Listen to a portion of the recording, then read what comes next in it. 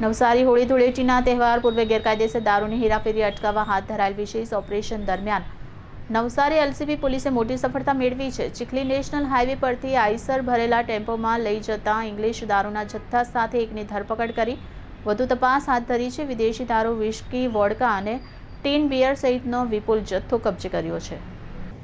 નવસારી ખાતે હોળી ધૂળેટી પર્વ પૂર્વે ગેરકાયદેસર દારૂની હેરાફેરી અટકાવવા હાથ ધરાયેલા ખાસ ઓપરેશન દરમિયાન એલસીબી નવસારીએ મોટી કાર્યવાહી કરી છે। ચીખલી નેશનલ હાઈવે પર નાકાબંધી દરમિયાન પોલીસને મળેલ બાતમીના આધારે એક આરોપીને ભારતીય બનાવટની વિદેશી દારૂ, વિસ્કી, વોડકાની બોટલ અને ટીન બિયર સહિતનો વિપુલ જથ્થો ઝડપી લીધો છે। પકડાયેલા મુદ્દામાલની કિંમત ₹24,36,000 હોવાનું જાહેર થયું છે। અન્ય મુદ્દામાલ મળી કુલ ₹34,46,000નો મુદ્દામાલ કબજે કરી એલસીબી પોલીસે એક આરોપીની ધરપકડ કરી છે। આ કામગીરી એલસીબી પોલીસ ઇન્સ્પેક્ટર વિજય જાડેજાના માર્ગદર્શન હેઠળ કરવામાં આવી હતી। ઝડપાયેલા આરોપી સામે ચીખલી પોલીસ મથકે પ્રતિબંધ કાયદા અંતર્ગત ગુનો નોંધી વધુ તપાસ હાથ ધરી છે।